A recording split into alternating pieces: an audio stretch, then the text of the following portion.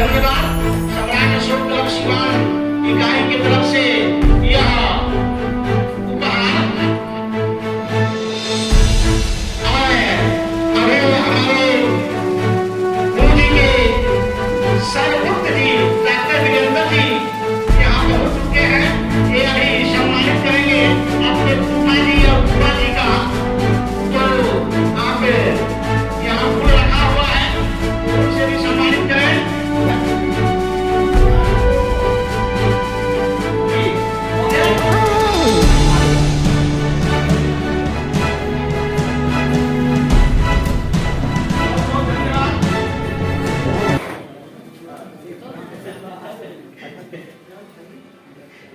बहुत बहुत धन्यवाद।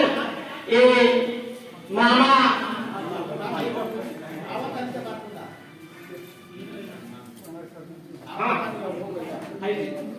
तस्वीर थोड़ा सा ले लीजिएगा।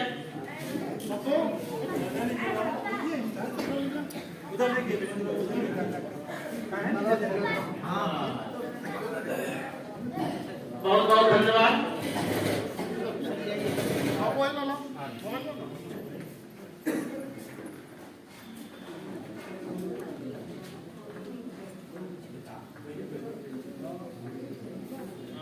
ठीक, आ जाए हम दिनेश जी।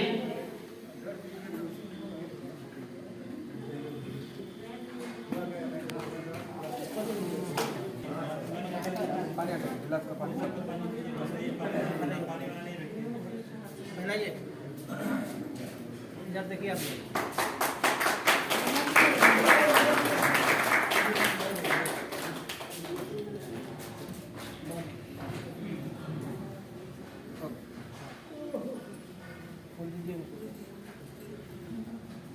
बहुत बहुत धन्यवाद। इस सम्राट अशोक क्लब के द्वारा राष्ट्रीय प्रतीक अशोक स्तंभ जो फ्रेमिंग है सर को दिया गया सम्मान में सम्राट अशोक क्लब जिला इकाई सिवान के लिए बहुत बहुत धन्यवाद। हमारे अध्यक्ष महोदय सभा के गिरीश चंद्र मौर्य जी और अपने विचारों को हम रख रहे हैं।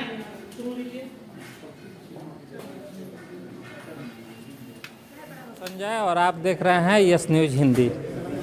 अभी हम चाड़ी बाजार के बड़रिया प्रखंड के चाड़ी बाजार में अवस्थित या अर्जुन फाउंडेशन है, वहीं हम उपस्थित हैं। आज सम्राट अशोक क्लब द्वारा रमज्ञा प्रसाद का सम्मान समारोह किया जा रहा है। वास्तव में वह पल, वह क्षण बड़ा ही मार्मिक होता है, बड़ा ही हर्ष का क्षण होता है जब आपके अच्छे कार्यों को सराहा जाता है। आज हम जानना चाहेंगे रमज्ञा बाबू से कि आपके द्वारा यह सम्मान पाकर आप कैसा महसूस कर रहे हैं? बहुत खुशी महसूस करतनी, बहुत खुशी महसूस करतनी जे इतना लोग आइल बा हमरे खातिर आइल बा उ लोग महान बा जी आवता से हमरा के यह लायक उहे लोग समझले बा, तो वही लोग के बड़ाई बा, हमारे कोनो बड़ाई नहीं है। अभी आपने जो कुछ भी किया है जी, ये वास्तव में ये छोटी बात नहीं है। अच्छा। आपको बहुत संघर्ष का सामना करना पड़ा होगा। ये जाहिर सी बात है, परिवार से भी समाज से भी बहुत विकट परिस्थितियों में भी आपको झेलना पड़ा होगा। इतना तक कि जहाँ तक हमने देखा है कि आप जैसे लोगों के साथ कई बार उपास काटे के पड़ल बा। उपास तो काटना अलग की बात है, हत्या जैसी कुकृत्य का भी प्रयास किया जाता है। जी।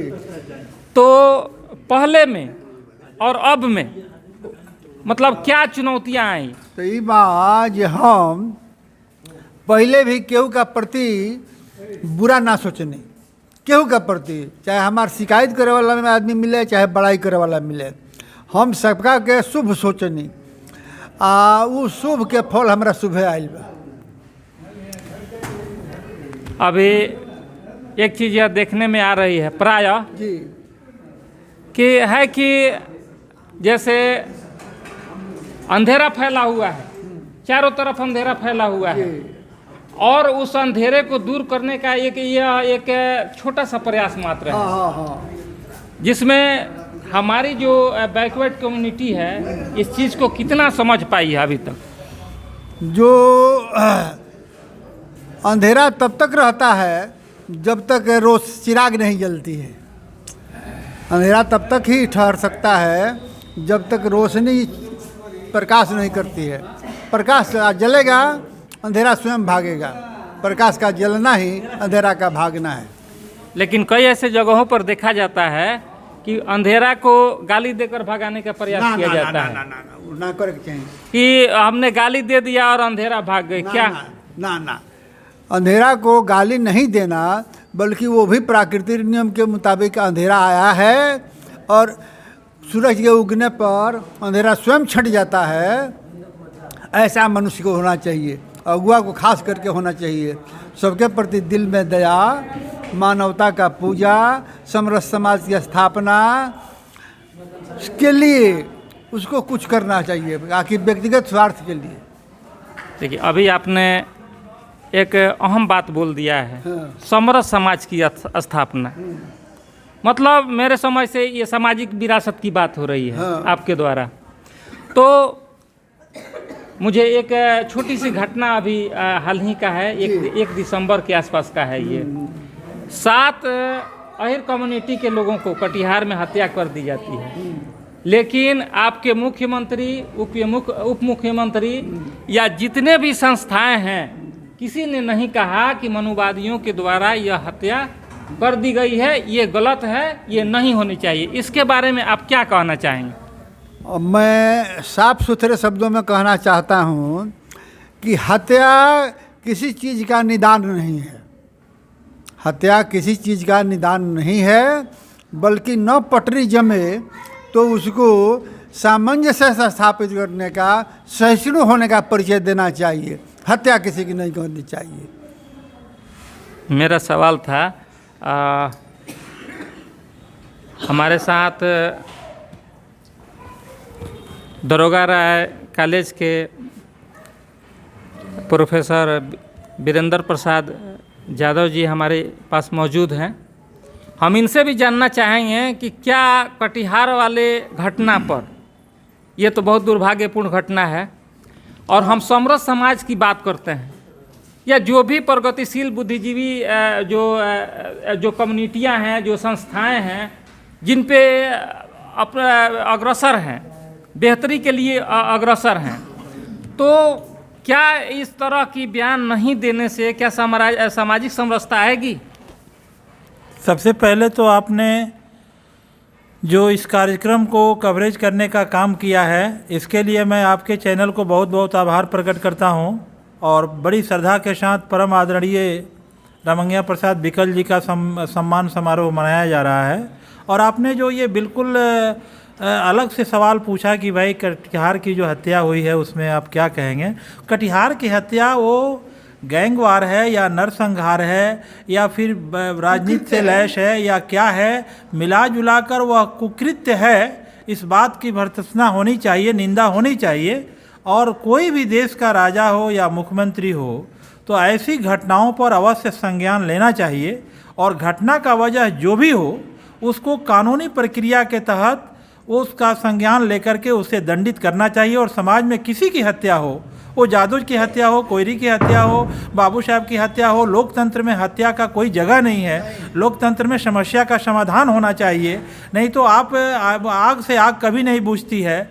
कभी भी जो है ना, वो आप चाहेंगे कि भाई आग से आग बुझा दें, प्रेम से नफ़रत कभी नहीं ख़त्म होता है। जब भी ख़त्म होता है तो वो नफ़रत प्रेम से ख़त्म होता है। तो उस हालत में मैं ये कहूँगा बिहार के माननीय मुख्यमंत्री नीतीश कुमार जी से और उप मुख्यमंत्री तेजस्वी यादव जी से कि अविलंब जा करके उस पीड़ित परिवार को जितना कानूनी सुरक्षा हो सके, सामाजिक सुरक्षा हो सके, उसके बाल बच्चों को नौकरी चाकरी, उनके आंसुओं के पोंछने का काम करना चाहिए। तब जो है आपका नैतिक कर्तव्य है बिहार में अपने पद पर बने रहना। अन्यथा आपको इस ऐसी घटनाओं से ये साबित करता है कि आपके यहाँ सब कुछ ठीक ठाक नहीं चल रहा है। कहीं ना कहीं आपको सुशासन बाबू कहलाने में प्रश्न चिन्ह खड़ा हो रहा है। अशोक क्लब के द्वारा आपको सम्मानित किया गया है, ये वास्तव में बड़ा ही हर्ष का विषय है।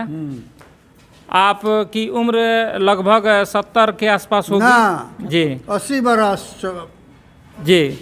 तो आपने 80 बसंत देख चुका है। हाँ। तो मैं जानना चाहूँगा आपसे यह कि आप युवाओं को क्या संदेश देना चाहेंगे हमारे चैनल के माध्यम से। हम तो कहेंगे कि जिस तरह से युवा लोग अपने आप को अप टू डेट कर रहे हैं, तो शिक्षा में, स्वास्थ्य में, कपड़ा में, बुद्धि में, हर चीज़ में अप टू डेट करें।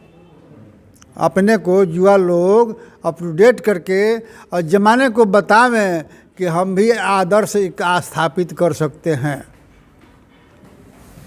दिखावे से दूर रहें। वास्तव में यह सम्मान पाना, बहुत पैसे वाले लोग आए, बहुत पूंजीपति वर्ग आए, बहुत सारे लोग हैं, लेकिन इस सम्मान के हकदार ये एक साधारण से दिखने वाले आदमी। मैं अगर वास्तव या रियल में कहा जाए तो मैं आपको 1996 से जानता हूं, जब मैं आपको पहली बार देखा था। अच्छा। वह जगह थी, आप हाथ में लाल झंडा उठाए हुए थे। हाँ। और समाजवाद की आप बातें किया करते हाँ, थे। हाँ। तो चलिए, आप तब से विमुख नहीं हुए। हाँ। नहीं तो बहुत सारे लोग हैं कि आए और गए, लेकिन आपके द्वारा ये कहीं ना कहीं यह चीज़, यह सम्मान के हकदार आप इसी वजह से हैं कि आपने ताउम्र समाज सेवा का ही रास्ता चुना। हाँ। और लोगों को जागृत करने का ही प्रयास किया। जी।